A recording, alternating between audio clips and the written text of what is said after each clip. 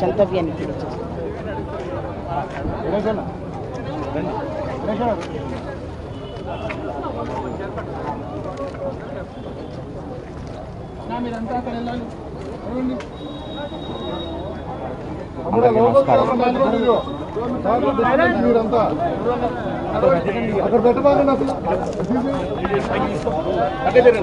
చాలా బాధాకరం, దుఃఖం. తెలుగు చలనచిత్ర పరిశ్రమ కాదు, భారతీయ కళారంగం ఒక గొప్ప ధ్రువతారను కోల్పోయింది. కోటా బాబాయ్ మహోన్నత నటుడు. నాకు తెలిసి ఇండియాలోనే ఫైనెస్ట్ యాక్టర్ కోట శ్రీనివాసరావు గారు 83 ఏళ్ల వయసులో గత 20 రోజుల నాడు ఆయన దగ్గర రావడం జరిగింది. చాలాసేపు కూర్చుంటే ఆయనే కబుర్లు చేసి పిలిపించారు, ఒకసారి వచ్చిపోరా అన్నారు.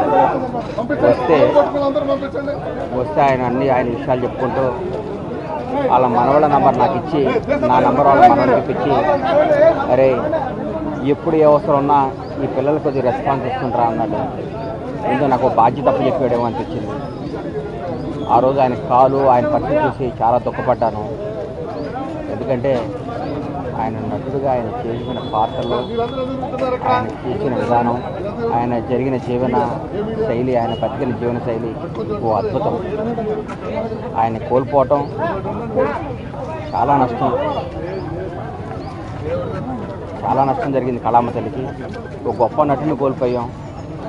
చరిత్రలో ఒక తెలుగు చలనచిత్ర పరిశ్రమ చరిత్ర రాస్తే కోటగా ఒక పేజీ ఎప్పుడు ఉంటుంది. ఓ మహానటుని కోల్పోయాం. ఆయన పవిత్ర ఆత్మకు శాంతి కలగాలని ఆ భగవంతుని కోరుకుంటూ ఆయన కుటుంబ సభ్యులకి నా ప్రగాఢమైన సానుభూతి తెలియజేస్తూ, తెలుగు చలనచిత్ర పరిశ్రమ ఆయన కుటుంబానికి ఎప్పుడు అండగా ఉంటుంది. వాళ్ళ కుటుంబానికి మేమందరం ఒక బిడ్డలాగా, ఒక ఆత్మీయులాగా నిలబడతాము. ఎక్కడున్నా ఆయన ఆశీస్సులు మాకు ఉండాలని, ఆయన ఎక్కడున్నా చల్లగా ఉండాలని భగవంతుడు కోరుకుంటాం. సెలవు తీసుకుంటాం.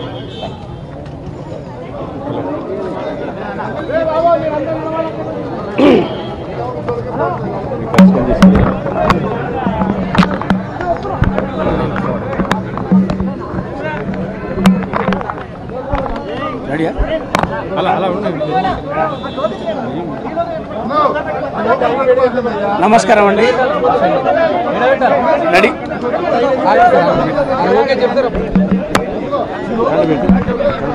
పక్కన పెడితే ఆడియో ఎట్లా వస్తుందా? ఆడియో రావట్లేదు.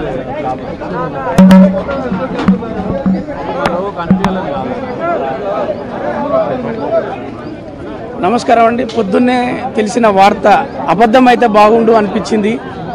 మా తెలుగు తెరకు పెద్ద దిక్కున ఒక భీష్మాచార్యుడిలాగా నటనలో